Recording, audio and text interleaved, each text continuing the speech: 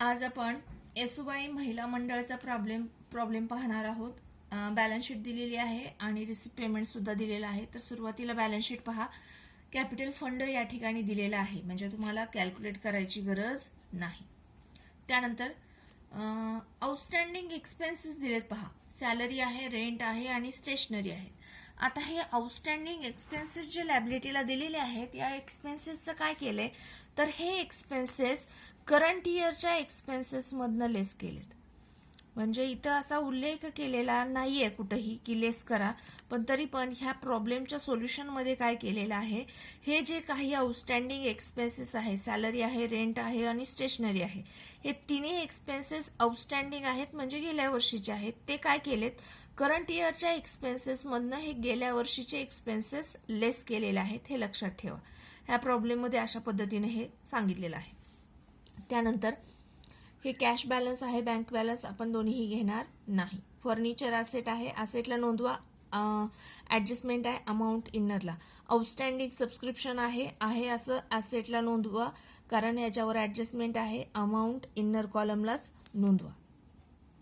त्यानंतर 6% इन्व्हेस्टमेंट, मी मागं पण उल्लेख केला होता की 6% जर एखाद्या ॲसेट किंवा लॅबिलिटीच्या समोर असं जर पर्सेंटेज असेल, याचा अर्थ तुम्हाला त्या ॲसेट लॅबिलिटीवर इंटरेस्ट चार्ज करायचा आहे. या ठिकाणी सुद्धा असं पर्सेंटेजमध्ये सांगितलंय 6%. त्यामुळे या इन्व्हेस्टमेंटवर 6% इंटरेस्ट तुम्हाला चार्ज करायचा आहे. त्यामुळे याच्यावर पण ॲडजस्टमेंट आहे, अमाऊंट इनरला लिहा. त्यानंतर रिसिप्ट पेमेंट आहे पहा. सुरुवातीचं बॅलन्स आपण घेत नाही. त्यानंतर एंट्रन्स फी आहे, ॲडजस्टमेंट आहे अमाऊंट इनर कॉलमला. त्यानंतर सबस्क्रिप्शन आहे. आता सबस्क्रिप्शन दिले त्यामध्ये बघा, हे सबस्क्रिप्शन आहे लास्ट इयरचं. 17-18 आहे, हे लास्ट इयर आहे. किती आहे, 2000. 18-19 करंट इयर आहे. हे करंट इयरचं सबस्क्रिप्शन येणार इन्कमला. आणि 19-20 हे नेक्स्ट इयर आहे. हे नेक्स्ट इयरचं सबस्क्रिप्शन कुठे येणार तर हे सबस्क्रिप्शन येणार balance sheet liability side. Subscription received in advance, subscription received in advance balance sheet liability side, हे 3000. ठीक आहे.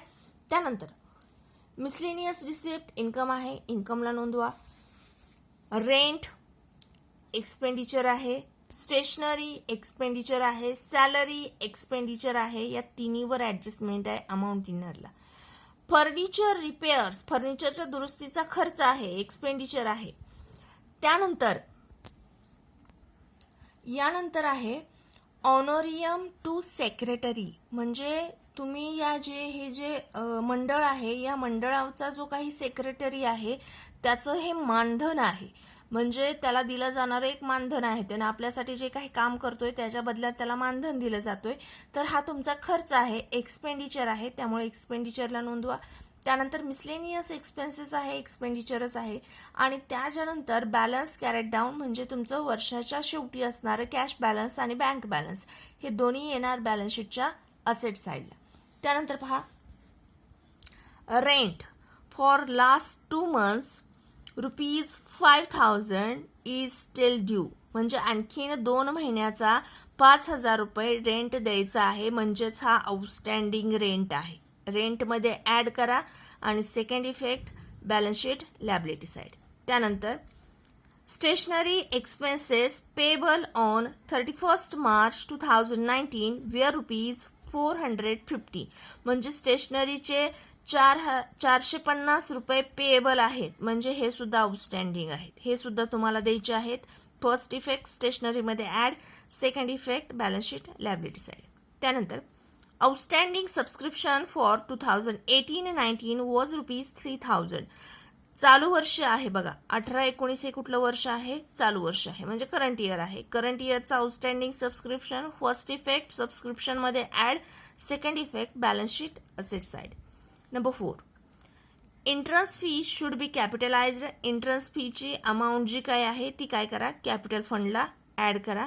Number 5, depreciate furniture at the rate 10% per annum. फर्निचरवर 10% डिप्रिसिएशन चार्ज करायचं. आता याचं सोल्युशन पाहूया. आता सोल्युशनमध्ये पहिल्यांदा आपण बॅलन्स शीट ट्रान्सफर करणार आहोत. बॅलन्स शीटमध्ये सुरुवातीला असेल कॅपिटल फंड 30,000चा आहे असा बॅलन्स शीटच्या इनरला ट्रान्सफर करा. त्यानंतर आउटस्टँडिंग एक्सपेन्सेस आहेत. हे आउटस्टँडिंग एक्सपेन्सेस काय करायचे तुम्हाला, तर करंट इयरचे जे काही एक्सपेन्सेस आहेत त्यामधनं लेस करायचे, त्यावेळेस मी तुम्हाला सांगते, तोपर्यंत हे राहू द्या. त्यानंतर फर्निचर आहे. फर्निचरचे अमाऊंट घ्या बॅलन्स शीटच्या असेटला, अमाऊंट इनरला, का तर डिप्रिसिएशन आहे. आउटस्टँडिंग सबस्क्रिप्शन आहे, अमाऊंट ॲसेटला घ्या, अमाऊंट इनरला घ्या, का तर ॲडजस्टमेंट आहे. त्यानंतर 6% इन्व्हेस्टमेंट आहे, ॲसेट आहे, ॲडजस्टमेंट आहे, अमाऊंट इनर कॉलमला. याच्यानंतर आपण रिसिप्ट अँड पेमेंट ट्रान्सफर करूया. रिसिप्ट पेमेंटमध्ये बघा सुरुवातीला आहे इंटरेस्ट फी. इंटरेस्ट फी काय, तर इन्कम आहे, इन्कमला ट्रान्सफर करा, ॲडजस्टमेंट आहे, अमाऊंट इनरला. त्यानंतर आहे सबस्क्रिप्शन. बघा आता सबस्क्रिप्शन मी काय सांगितलं तुम्हाला, 3 वर्षाचं सबस्क्रिप्शन दिले, बरोबर आहे. तर पहिल्या सुरुवातीचं सबस्क्रिप्शन पाहूया. हे सुरुवातीचं कधीचं आहे, 17-18चं सबस्क्रिप्शन आहे, 2000. मग आपल्याला या ठिकाणी पहा, इथं आउटस्टँडिंग सबस्क्रिप्शन सांगितलं होतं, म्हणजे गेल्या वर्षीचं आउटस्टँडिंग किती होतं, 8500 आउटस्टँडिंग होतं, बरोबर आहे. तर त्यातले तुम्हाला या ठिकाणी मिळालेत किती, 2000. म्हणजे आणखीन किती आउटस्टँडिंग राहिलं, तर 6500, बरोबर आहे. तर हे आपण ॲसेटला नोंदवलेलं आहे. बघा गेल्या वर्षीचं सबस्क्रिप्शन 8500 मिळायचं राहिलं होतं, त्यातले 2000 तुम्हाला रिसीव्ह झालेत, म्हणून मी काय केलं, लेस रिसीव्ड. 8500 मिळायचे राहिले होते, त्यातले 2000 मिळाले, म्हणजे आता बाकी किती आहे, आणखीन 6500 आणखीन मिळायचं राहिलेलं आहे. लास्ट इयरचं संपलं. आता करंट इयरचं सबस्क्रिप्शन आहे 45,000 आहे, असं इनरला नोंदवा, ॲडजस्टमेंट आहे. त्यानंतर 19-20चं सबस्क्रिप्शन किती आहे, 3000. आता हे कधीचं इयर आहे, तर हे नेक्स्ट इयर आहे. मग नेक्स्ट इयरचं सबस्क्रिप्शन काय करायचं, तर नेक्स्ट इयरचं सबस्क्रिप्शन नोंदवायचं बॅलन्स शीटच्या लॅबिलिटी साइडला. या ठिकाणी पहा, सबस्क्रिप्शन रिसिव्ड इन ऍडव्हान्स. ऍडव्हान्समध्ये सबस्क्रिप्शन मिळाले, किती मिळाले, 3000 मिळाले, ठीक आहे. याच्यानंतर मिसलेनियस रिसिप्ट आहे. मिसलेनियस रिसिप्ट इन्कम आहे, इन्कमला नोंदवलेला आहे मी. त्यानंतर पेमेंट साइड पहा, रेंट. आता रेंट 25,000 रेंट लिहिला, स्टेशनरीचे 3000 लिहिलेले आहेत आणि सॅलरीचे 22,000 लिहिलेले आहेत. काय केलं मी, रेंटची अमाऊंट इनरला लिहिली आहे, स्टेशनरीची अमाऊंट इनरला लिहिली आहे, सॅलरीची अमाऊंट इनरला लिहिली आहे. इथं खाली दिसत असेल लेस लास्ट इयर, लेस लास्ट इयर, लेस लास्ट इयर. आता हे कुठलं लेस केलंय, तर हे मी तुम्हाला मगाशी सांगितल्याप्रमाणे जसं इथं दिलंय बघा, आउटस्टँडिंग एक्सपेन्सेस म्हटले. हे आउटस्टँडिंग एक्सपेन्सेस मी त्या एक्सपेन्सेस मधनं लास्ट इयरचे काय केलेत, लेस केलेत. बघा रेंट मधनं लास्ट इयरचे 7000 लेस केलेत, स्टेशनरी मधनं लास्ट इयरचे 1000 लेस केलेत आणि सॅलरी मधनं सुद्धा लास्ट इयरचे 8000 लेस केलेत. या दोन्हीवर परत ऍडजस्टमेंट आहे, त्यामुळे लेस करून अमाऊंट इनरलाच ठेवलेली आहे. बघा 25 मधनं 7 गेले, 18 राहिले, इनरलाच आहेत. त्यानंतर 3 मधनं 1 गेले, 2 राहिले, इनरलाच आहेत. मात्र सॅलरीवर परत ऍडजस्टमेंट नसल्यामुळे 22,000 मधनं 8000 लास्ट इयरचे लेस केलेत, राहिले किती, 14,000. याच्यानंतर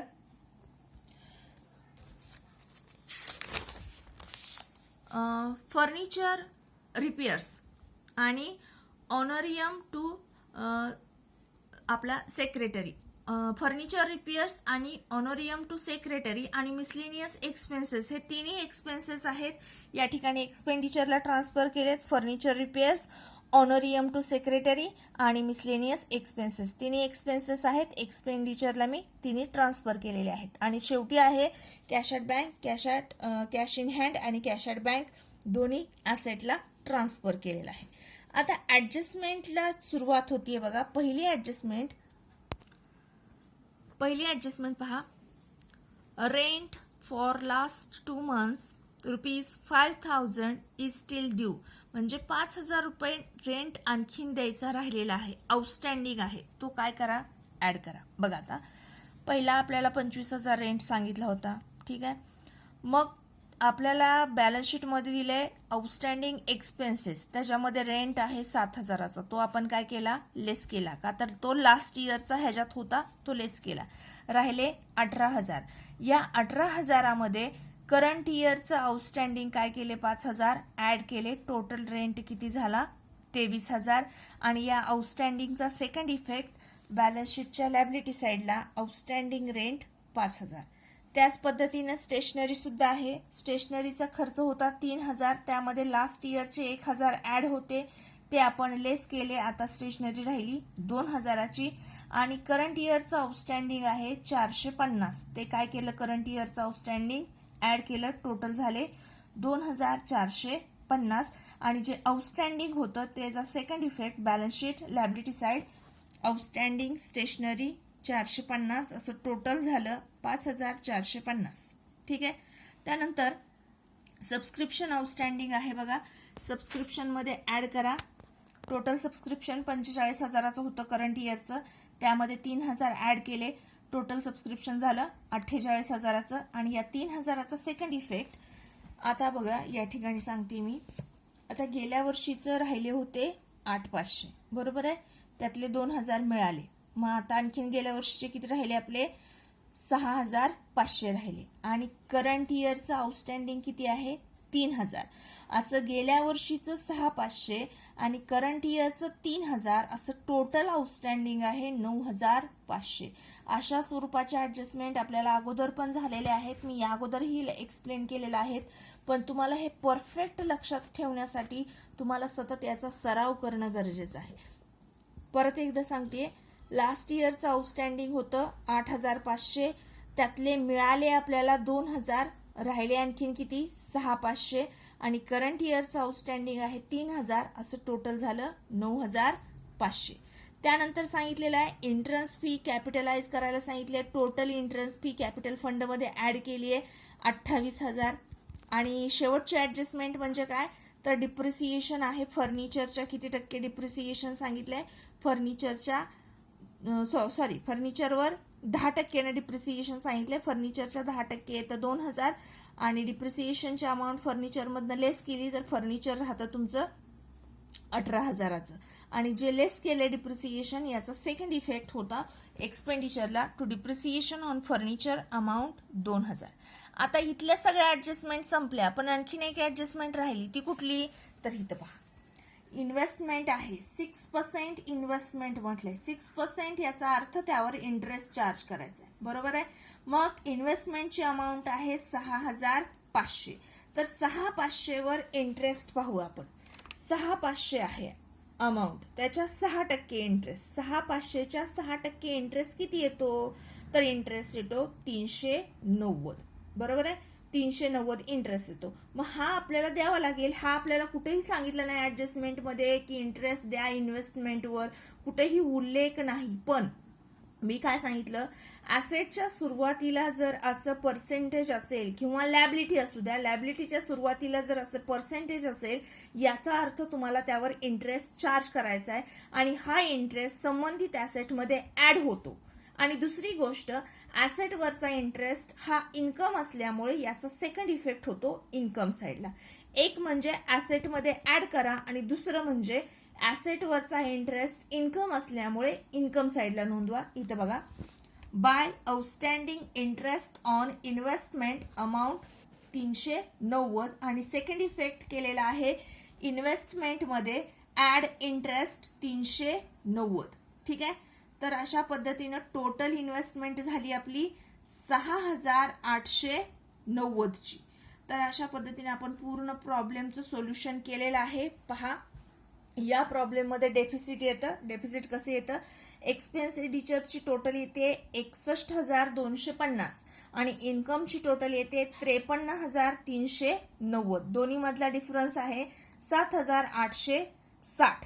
7,860 कुठलं येतं तर एक्सपेन्सेस जास्त आहेत. एक्सपेन्सेस जास्त आहेत म्हणजेच डेफिसिट आहे आणि डेफिसिट असल्यामुळे आपण ते काय करतो कॅपिटल फंड मधनं लेस करतो. या ठिकाणी डेफिसिट नोंदवा, इन्कमला नोंदवा डेफिसिट. आणि सेकंड म्हणजे कॅपिटल फंड मधनं लेस करा. टोटल कॅपिटल फंड झाला तुमचा 58,000चा, का तर पहिले 30,000 होते, त्यामध्ये इंटरेस्ट फीचे 28 ऍड केले, टोटल झाले 58,000. या 58,000मधनं डेफिसिट आपण लेस केलं 7,860 आणि टोटल आउटरला कॅपिटल फंड येतो 50,140चा आणि बॅलन्स शीट क्लोज होतीये 58,590.